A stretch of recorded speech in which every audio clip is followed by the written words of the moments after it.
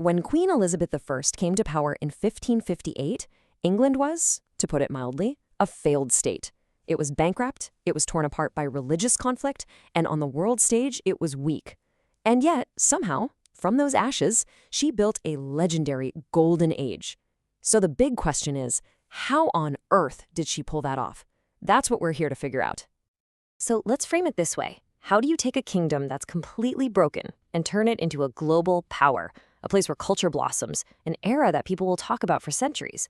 Well, the answer isn't simple, but it really boils down to a series of brilliant, and let's be honest, sometimes ruthless strategic moves. Okay, first, we really have to get our heads around the scale of the mess Elizabeth inherited. This wasn't just a kingdom being handed over with a few problems. It was a total disaster zone. You could say she was basically the cleanup crew for decades of royal blunders and religious warfare. I mean, just look at this timeline. The speed of the chaos is just staggering. Try to put yourself in the shoes of an ordinary person living through this. In just over 20 years, the official religion of your country flips from Catholic but not Roman, to super Protestant, to violently Catholic again. And every single one of those changes brought purges and persecutions. Elizabeth inherited a nation that was suffering from a severe collective case of religious whiplash. And here's the thing Elizabeth understood perfectly. She had a front row seat to her own family's failures. Her half-brother Edward was way too radical. Her half-sister Mary was far too zealous. Both of them tore the country apart. So Elizabeth's goal wasn't about winning a theological debate. It was about stopping the bleeding and making sure she could hold onto her crown. Her guiding principle became brutally simple: pragmatism over piety. So that very pragmatic approach led to her first, and you could argue her most important, strategic decision. She had to solve the religious crisis that was literally ripping England to shreds. Okay, so imagine this. You have hardcore Protestants on one side, and you have devout Catholics on the other, and both of them are demanding a total victory for their side. What do? You know you can't possibly please everyone. Elizabeth's answer was to aim right for the middle, to create a solution that would be acceptable to most people, even if it wasn't perfect for anyone. And her big idea was something called the via media, the middle way. And this right here is a perfect example of her political genius. It was a carefully engineered compromise. The new Church of England would have Protestant ideas at its core, but it would keep some of the familiar rituals and the structure of the old Catholic Church. Her government famously said it wouldn't make windows into men's souls, which was basically code for, we don't care what you believe in private as long as you show up and conform in public. And her religious settlement in 1559 made this compromise the law of the land. It was a masterclass in politics.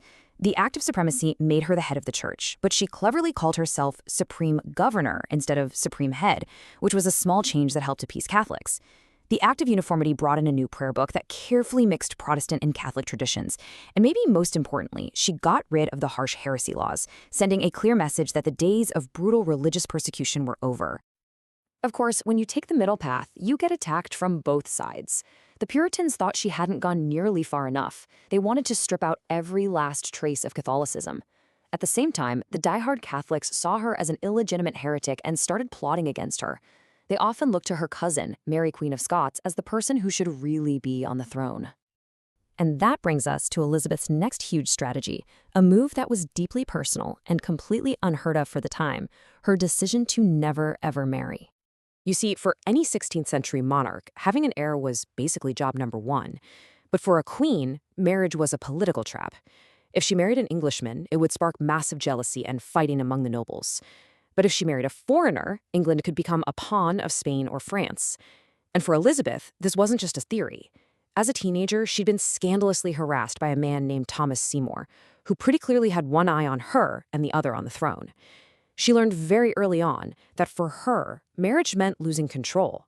So she did something absolutely brilliant. She took this huge political problem and spun it into masterful propaganda. With this famous quote, she basically declared that she was already married to her people, to the Kingdom of England itself. So she wasn't some lonely spinster, she was the devoted mother of an entire nation. And this is how her celibacy became her single greatest diplomatic weapon. By staying single, she kept all the power for herself. For decades, she skillfully dangled the possibility of marriage in front of foreign princes, using it as a bargaining chip in negotiations without ever having to actually give anything away. It kept England independent and created that powerful, iconic image of the Virgin Queen. So after stabilizing the country from the inside, Elizabeth then had to face these massive threats from the outside. Her reign entered its most dangerous phase, a time defined by conspiracies and the very real threat of a full-scale invasion. The internal threat was really personified by her cousin, Mary, Queen of Scots. Because Mary was a Catholic with a very strong claim to the English throne, she was like a living magnet for anyone who wanted to overthrow Elizabeth. After nearly 19 years of being imprisoned in England, Mary was caught red-handed in a plot to assassinate Elizabeth. Reluctantly but decisively, Elizabeth signed her death warrant in 1587. It was a brutal act of political self-preservation. And then, the very next year, the ultimate external threat showed up. Philip II of Spain, the most powerful man in Europe, sent a gigantic naval fleet, the Invincible Armada, with one goal: conquer England, kick Elizabeth off the throne, and stamp out Protestantism for good. This was it. This was the ultimate showdown of her entire reign. Now, the story of how the Armada was defeated is the stuff of legend. English naval tactics were brilliant. Their smaller, quicker ships used long-range cannons to just pummel the Spanish fleet from a distance. And they used these daring fire ship attacks to scatter the Armada's tight crescent formation.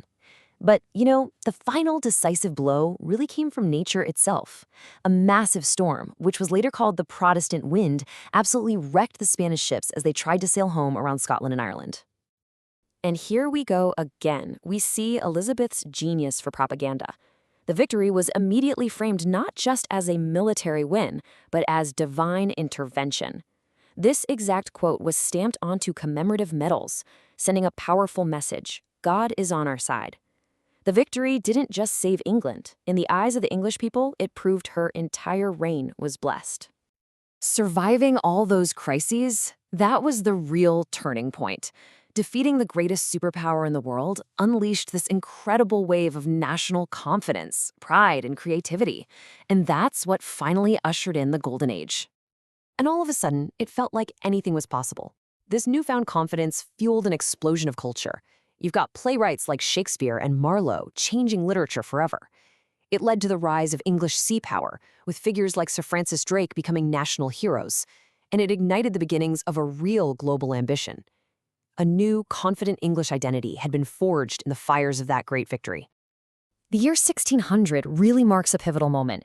That's when Elizabeth granted a charter to the East India Company. And this wasn't just about trade. This was the foundational step towards what would become a global British Empire.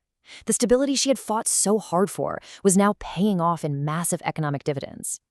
So when we step back and look at it all, her legacy is just immense. She stopped a religious civil war before it could start. She kept England independent. She defeated a foreign invasion and forged a new sense of national identity. And in her final act, she made sure there was a smooth, peaceful transfer of power to James VI of Scotland, avoiding the one thing that had haunted the Tudor dynasty for 100 years, a bloody succession crisis. Which leaves us with one final thought to chew on. Was this golden age the result of some brilliant master plan she had from day one? Or was it the unintended, almost accidental, result of a queen who was simply a genius at surviving one crisis after another? It's a question worth pondering.